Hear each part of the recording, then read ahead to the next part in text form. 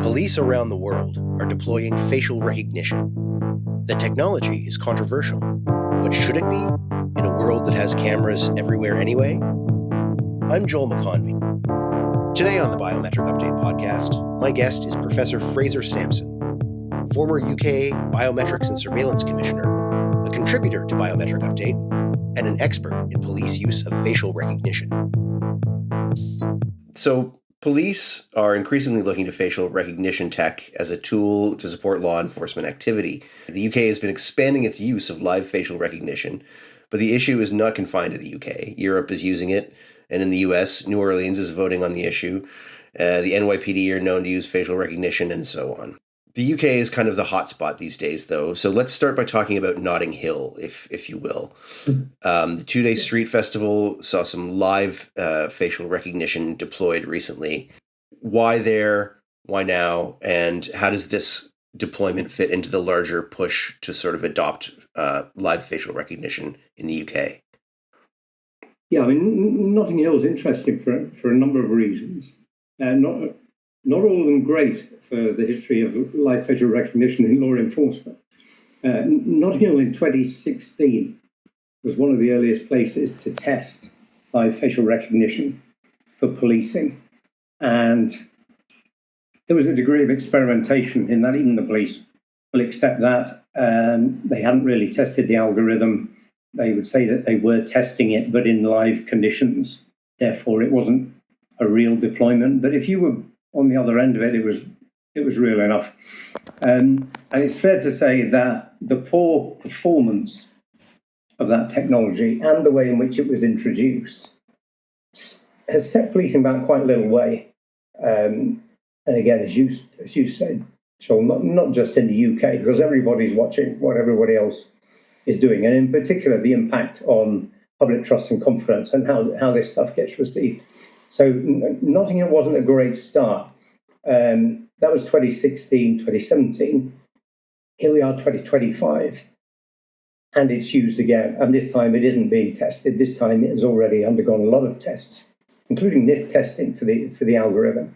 And we're a very, very long way away from those early days. In terms of the technology and the reliability of the algorithm, I mean, some of the people are still criticising policing, not just Metropolitan Police in London, but criticising them generally. We'll often sort of be bearding police chiefs with data that is at least 5, 6, 8 years old, which, as I've said in Biometric Update piece, that's jousting with fossils. This was the Pleistocene era for some of this tech. But the key question for me at Notting Hill has been, the tech has moved on a great deal in light of what we've learned, but have the police. And I think in terms of the way that they've advertised it, the way that they've badged it, the way that they've used it within very clear, well-publicized policy parameters, and the way in which it appears, appears to be received by the people attending, is a very long way from those early days. So that's sort of something I've taken from your writings, is that often the response to live facial recognition by police is concern, if not panic, from many. But it seems fair to say that you're suggesting that there's less to be worried about these days from a technological and a legal standpoint. Is that fair? That's very fair. Yeah, that's exactly right. The algorithms have improved to some, including some of those that I'm associated with in retail, have achieved an accuracy rate of 99.8 recurring accuracy. And that, as I've said before, that's NASA level confidence. That is an accuracy that if you were undergoing a brain scan or an operation in a hospital, or whether you're relying on military intelligence, or you'd be doing pretty well to get that. So the algorithms, I think, they've proved themselves, and every day they just get that little, 10 percentage points better. But it's the way in which they're used and the extent to which people understand how the technology is being used and what it means in the future. That's the real question. And it's a very different prospect where the police and law enforcement are using it from, say, a supermarket is using it. See, if people are using it to prevent crime and prevent attacks on retail workers, that's a very different use case from the police using it. And in relation to its intrusive use, CCTV is far, far more intrusive than live facial recognition. As you know, it captures your photo. A lot of time it captures what you've said as well, or it has a sound capability. And those recordings are kept, whether it's for a day or a month or several years, and can be accessed by governments, by law enforcement, by other agencies that have got legitimate reason to do so.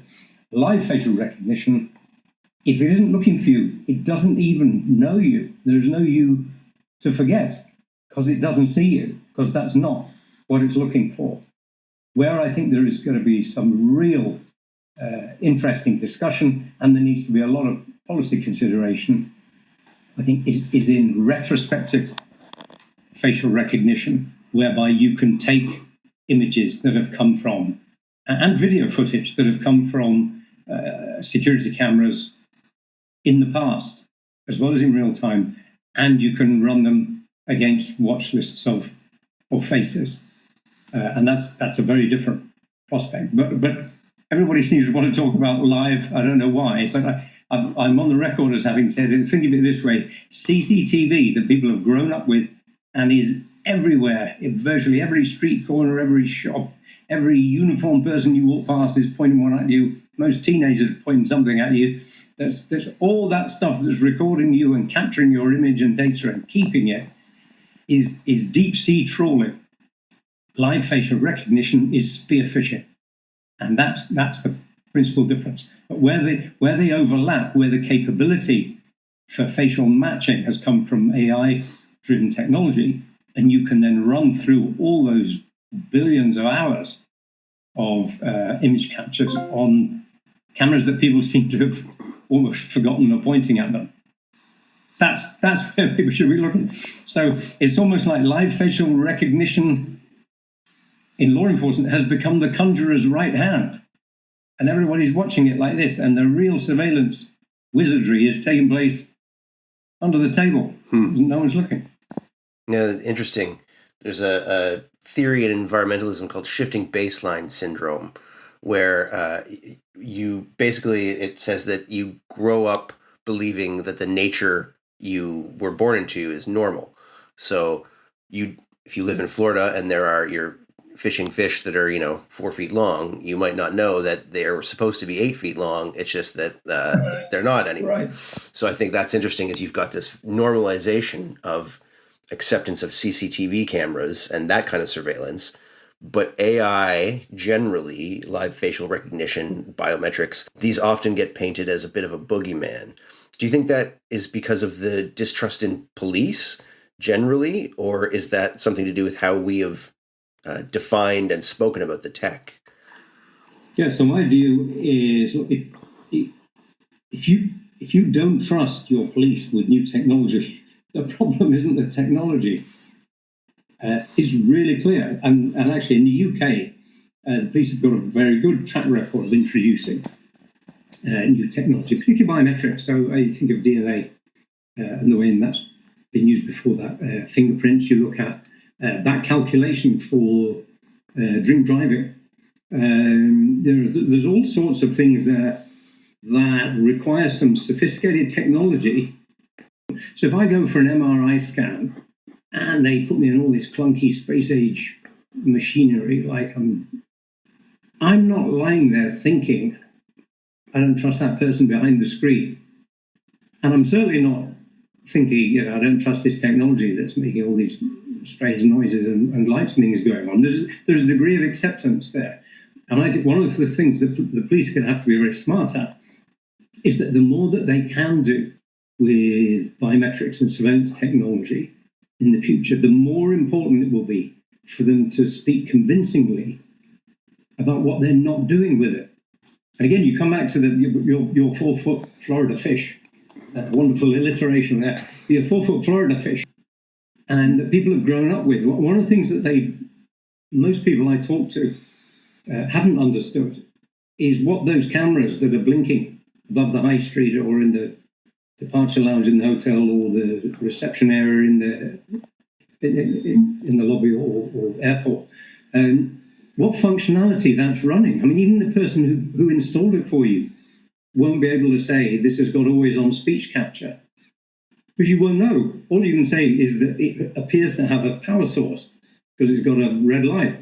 But even that's not telling you much. It doesn't tell you if it's got an IP address, let alone how many people have used the IP address to access and control the camera. So those latent capabilities, which most modern security cameras will have, such as their ability to read license plates on vehicles, you don't know if it's running them. And that's pretty basic security technology we've got. As we move to greater capability with AI-driven surveillance, that functionality will almost be infinite. And one of the great strengths of AI-driven technology for things such as policing is that new applications will become apparent for it as it gets used. Now, if that was in the analog world of procuring software programs for law enforcement, people would call that mission creep. And there's something inherently improper about it. You say, no, you procured it for this purpose, and now you're using it for this, so we don't trust you anymore, and actually this is improper. But given that AI-driven capability is almost in a perpetual beta state, you should expect it to be able to do new stuff at the point of procurement. So again, the challenge is going to be, well, we weren't that trusting of how you might deploy it when it could only do 3 things. How are we going to trust you now that you've got an infinite trick pony, not just a one trick pony? And that's why it's going to be so important to have the conversations, but also to have the scrutiny and accountability and the kind of the ability to dip in and audit stuff, to say, okay, here's what you said you would do. Here are the principles against which you are held accountable, and we need to test that. And we're constantly pen testing the accountability framework, as well as just the algorithm works. Kind of work on the basis the technology is doing what it's supposed to do. So are the people using it doing what they're supposed to do?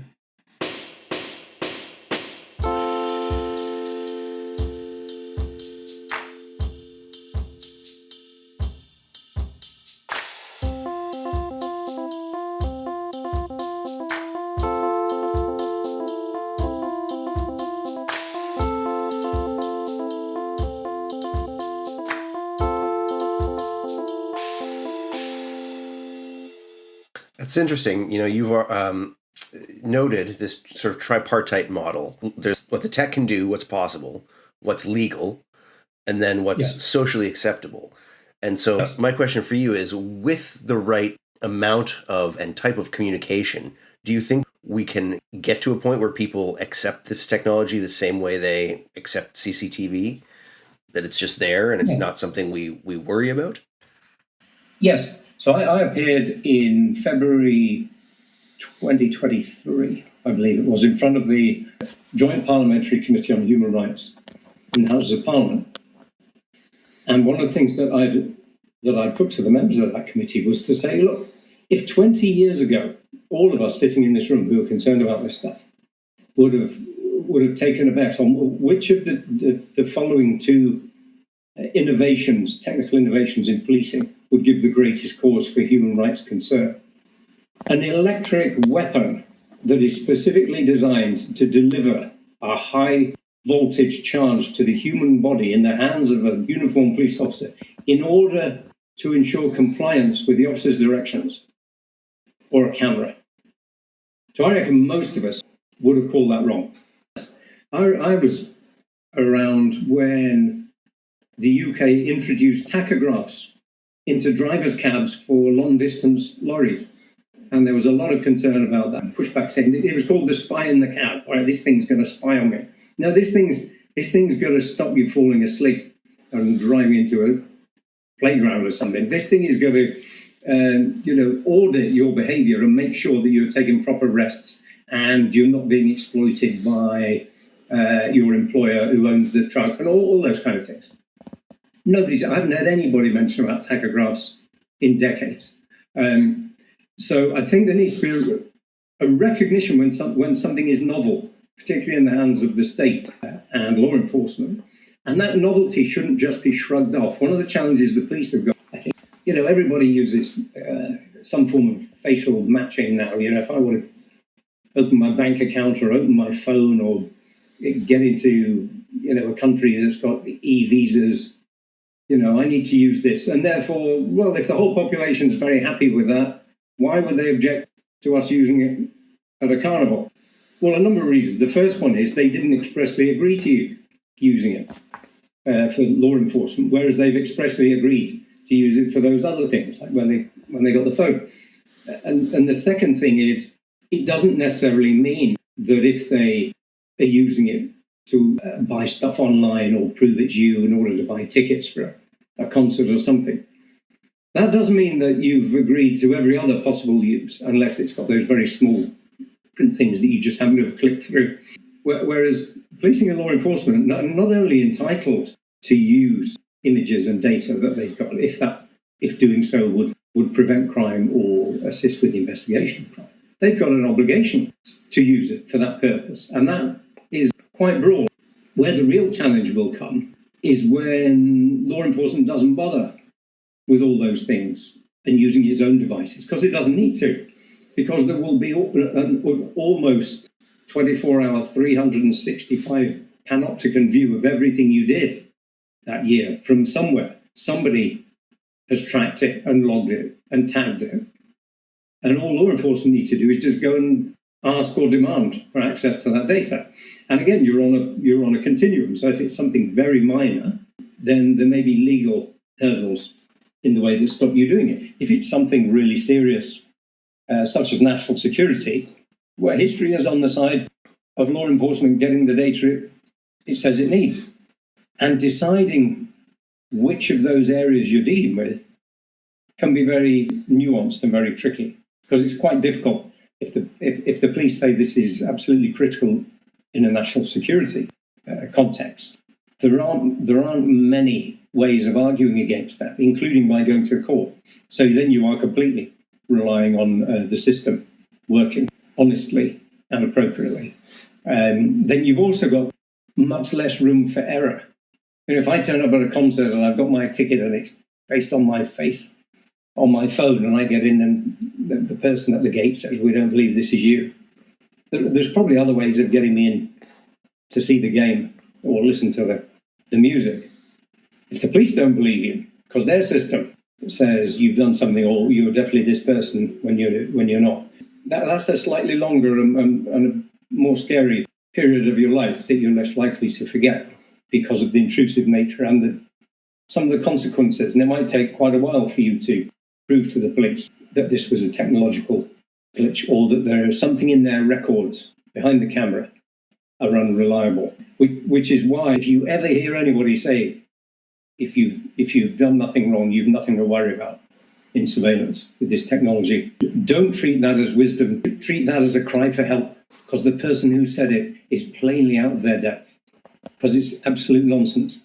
And again, the police need to be careful, and politicians need to be careful, and some of the technology experts need to be careful in not falling into that trap where we just talk about, it's only the people who've got something to hide that need fear about this. That is utterly discredited as an argument in any event. And it's going to be much more important that we're alive to that kind of thing as the tech gets smarter and smarter. So let's talk about the concern about overreach, because I think this is where people really worry about what the police are going to do. I don't think anyone's arguing, there's a pedophile out there, you shouldn't be using this technology to find them. It's a question of how do you define, let's say, what's a national security threat? In the UK right now, there's a bit of a crackdown on protesters, and that raises fears that this tech will be used beyond what its stated intention is. And I mean, you look at the States right now, frankly, and what's playing out there too, and these seem to be legitimate fears. So how do you, I mean, I'm not asking you, of course, to make sure the police behave. That's a little bit too tall of an order. But I guess, how do you draw that line? Is it regulations? Is it the audits? Is it transparency? How do you prevent this kind of overreach and misuse from happening? That's a really good question. Very important, practical question.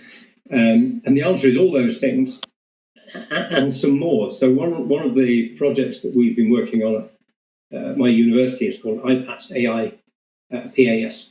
And that is done to research the indefeasible, sort of unbreachable principles that need to be in place for the bodies that hold the police and policing to account, and to help them, because they should be the ones asking that question first, for themselves and also on behalf of the citizens. So they should have the answer to that. And if they haven't, that's a big gap in their responsibility, because every day the functions for which they're responsible and that they're overseeing will be enabled a little bit more by the AI-driven technology. So what we've created there is a series of principles against which you can test all the activities of your law enforcement body. So you start with, obviously, all the law, you start with the legal framework. Bear in mind that legal framework includes policy, which is set internally. So I believe one of the challenges that's going on at the moment to some of the Metropolitan Police use of live facial recognition is, from what I've seen, a challenge to their policy. So again, it's not challenging the technology per se, and it may not be challenging the statutory or common law that applies, but the policy that you've produced and the extent to which you stick to it is going to be absolutely critical. Then there are principles of transparency, for example. So if you want to know what your local police department is doing or planning to do with facial recognition technology, and you may have the ability to submit a freedom of information request, which is what you can do in the UK. Do you have a statutory right in an Act of Parliament to write to a public body and say, what are you doing with this? Send us all the data. So if you because there isn't any information available, that's your first strike, because there should be. The police should be pushing that out and say, we've got so much information here, stop us when you're bored, and we're just going to keep giving it to you. The second point then is, if you haven't got that, you make your statutory citizens request to say, right, I want to see the following data about how this is used, exactly how you stop mission creep, how you define it. Now, if the answer to that from your police force is, as we've had recently in the UK, I'm sorry, it's going to take too long to collate all this information, therefore we don't have to give it to you. Well, that tells you we haven't collected it either as the police, in which case, how have we assured ourselves that we're not getting anything wrong? I mean, how does that work? So the fact that we say, I'm sorry, we're going to have to go and collect all this, it is not helping you either. There need to be rules and remedies that doesn't just consist of, 4 years of litigation. Every lawyer will tell you that litigation is the most expensive and least predictable way of setting policy. I mean, you just bash each other till, somebody wins, and all that costs public money. And it all creates attrition, and people watch and think, hang on, do we want to see our police chiefs beaten up in court, constantly like this? It doesn't matter who wins. The fact we've had to have the row is a problem. So there need to be other remedies whereby you can get something addressed and fixed very quickly.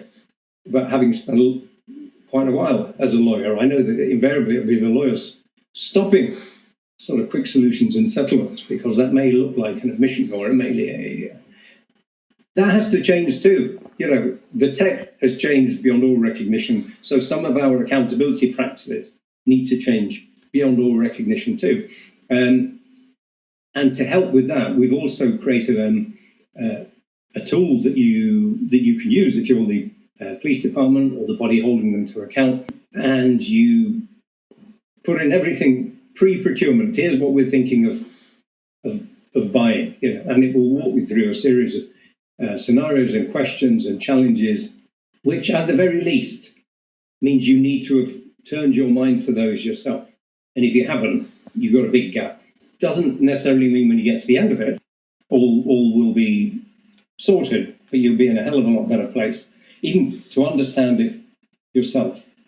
So that's partly the answer. But for me, the answer can't be, let's make the law run faster. I've had lots of conversations with people who say, well, the law can't keep up. True. But why did you expect it to keep up? If you want to see what a foot race between criminal law and technology looks like, look at the Misuse of Drugs Act 1971 in England and Wales, which sets out all the controlled drugs that you mustn't make or sell or have in your possession or import. And every year that list gets added to, and every year the chemists put a bit more salt or sugar or whatever the hell else they put in, and then they say, well, it's a different drug now. Oh, so we have to amend it. So, okay, we're back to and just keep rescheduling. Now, if you try and do that with AI technology and making it a legal instrument, you have two problems. One is you end up with a huge bloated, there's nothing big or beautiful about that legislation. And the other problem you have with it is if the software on my phone or laptop keeps getting patched, I see that as a good thing. If the criminal law keeps getting patched by my government, I see that as the opposite. And that gives me the impression that you just don't know what you're doing. And the law can't hope to keep up with technology, even slow technology. So why try? Again, you have to rethink it and start with a different approach. And I think some of the principled accountability is a pretty good starting place.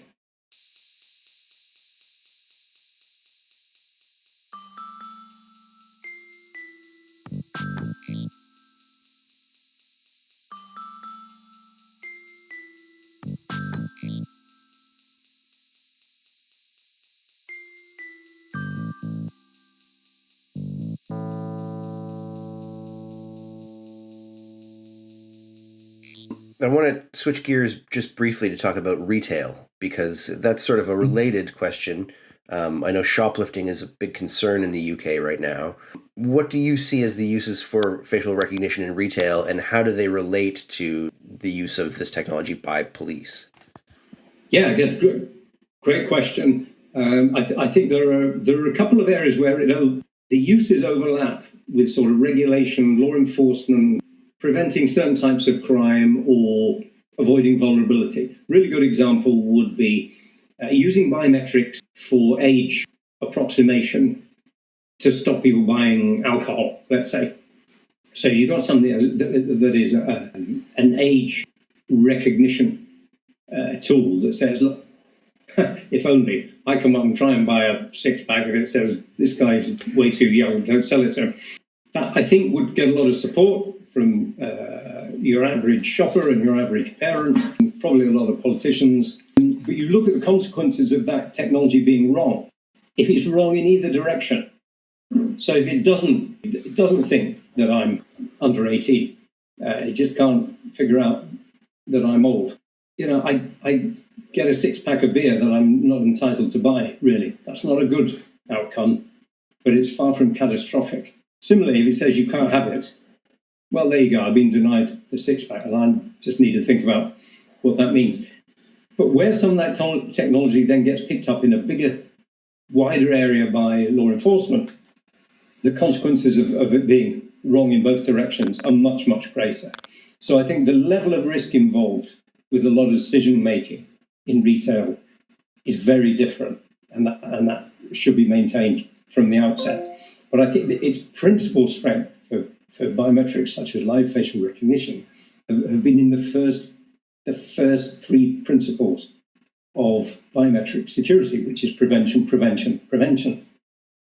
So if you can stop, we We have, according to the latest figures in the UK, 2,000 assaults on shop workers each day. That means within 10 days we can fill the O2 Stadium in London with people it's happened to. Now, you could deploy that technology to try and find who was doing it.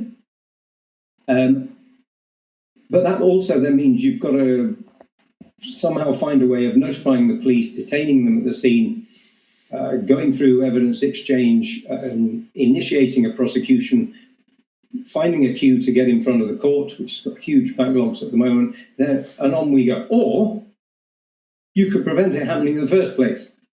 And I reckon most of those 2,000 shop workers per day will say, yeah, I'd probably like the second one, please. If you want to stop the millions of pounds of thefts that are going on, throughout the months of the year, you can try and track who's nicking your stock, and then you can bring proceedings to go after them. And very good luck with that. And then you can try and get some of it back. And most of the recovery process will have an attritional effect, even if it gets you your money back eventually. Or you could stop them stealing in the first place. If you're able to do that, then that must be the best use of technology. And the live facial recognition technology is proving to be extremely effective in that area. So we've had stores reporting 70% drop in incidents against staff and theft from the time of installation, and it continues. It doesn't drop off after a week. Because one of the principal differences, again, as we know, with CCTV, after 50 years and hundreds of millions of pounds and dollars in academic research, we still can't say what impact CCTV had on preventing crime. But you can show now, as verifiable, auditable fact, the impact that live facial recognition has had on preventing crime in certain retail settings. So it's already able to prove itself. That doesn't necessarily mean you need to share any images with anybody else. Doesn't mean you need to use it as a policing investigation tool. But it means that not only are your staff happier, and not only are your accountants and shareholders happier, but your HR team will probably be happier, because people will feel that you've invested in them, and they will feel that somebody's used available technology to do it. And once you know that it's available, and it's not necessarily expensive, it is a lot more reliable than putting me on the door with a high visibility jacket and trying to keep an eye in 360 degrees direction and have a 99% accurate memory and never take my eyes off the thing. Why would you do that? And as long as you retain the other fail-safes in it and the other backup systems in it, so you don't allow, which is one of the misconceptions of people outside the business, you don't allow the technology to make the decision. It is a decision-making tool for the staff in that particular store or office or wherever they happen to be using it. So it is still a tool that is supporting their decision-making, and ultimately they're the ones that are able then to make the decision and say, you don't say you're a thief, you're off to jail. You don't say you're a robber, we're handing you to the police. What you say is, we don't want you in here because of the way you've conducted yourself previously in here and some of our neighbouring shops. And the figures are really encouraging. What I worry about, though, is where you get pronouncements. So some in the UK have suggested, well, this is a great tool. We'll use these biometrics simply for alerting the police.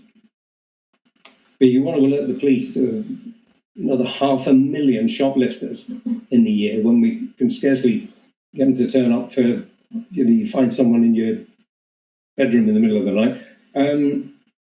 I don't think you're going to get a lot of support for that. You're certainly not going to get the resources for that.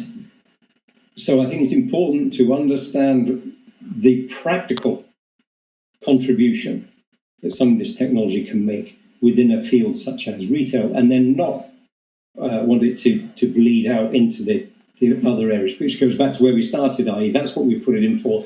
It may well be capable of doing this, this, and this, but that isn't what we want it to be doing. So again, what my view on those who are looking at, well, this is extremely successful and an exciting development in retail. Let's use it for reporting crimes to the police. Is that if you use live facial recognition in a retail environment as a biometric reporting tool to the police, that is the same as hitting someone over the head with a tape. That is a gross underutilization of sophisticated technology to achieve a suboptimal policing outcome. Well, it sort of sounds to me like, similar to much technology. The technology itself is here. It's more or less neutral in itself. We just have to figure out how to use it as people, which is kind of always the problem that we have. Any final thoughts before we sign off on where this is going and what's sort of next in the evolution? I agree with you, and we're never going to be able to foresee all the technological capabilities that are coming. So we can't. Putting them on a list is a very bad idea. You know, if you're giving a big thank you address and speech, the minute you start naming people, you're going to forget someone. And they're going to be the ones that you're reminded of for the next month. So why didn't you mention so-and-so? Why did you say it a bit similarly? Go, all this technology will count, and here's how we're going to deal with it. So we can't do that. At the moment, we're concentrating a lot of biometrics for face, but we know that there is gait, there's iris, pattern recognition, all of which have been used in other contexts very successfully. They just don't seem to get the same of oxygen and attention. We've even got, according to a recent biometric update, even breathing. Your breathing pattern is as unique as your fingerprint. So we're heading towards what I've termed zoometrics, the measurement of every form of, every manifestation of life. And therefore, we need an approach that will adapt to all that. And we can say, okay, this time it's about looking at the vein pattern in your hand. The principles and risks and safeguards are the same as when we were looking at face or iris, or we were looking at DNA. And I think if we can get those in place, then we're better prepared for it. I spoke at a Biometrics Institute convention in Sydney in 2023, and the most memorable part of that conference for me was it came from an audience question in a different event where I wasn't even on the stage, and it came from the Tongan immigration team. And the questioner prefaced her question, and she said, when we're thinking of introducing a biometric system in my country, first we build the trust, and then we build the system. But I thought that is exactly the way to do it. And it's the polar opposite of what we've done in the Northern Hemisphere, completely, certainly in law enforcement. So take the technology, build something, and then convince the public it's good for them. It's just hard work and the wrong way to do it. If you're able, take the Tongan approach, build the trust, then build the system. And I think we're going to have to move much more towards that. And if the trust is slow in coming, we're just going to have to be patient for that. Because if you live in a democracy, that's how it works. Well, I think, I suspect this is something we will be talking about for months and years to come. And there'll be certainly more to discuss as all these developments happen. So thank you again for taking the time today. And I look forward to our next conversation on this topic when it inevitably rolls around. Pleasure. Thank you very much. Thanks again to Professor Fraser Sampson for speaking with the Biometric Update podcast. The issue of police using facial recognition is ongoing. For all the latest updates and all the news on biometrics and digital identity, be sure to visit www.biometricupdate.com.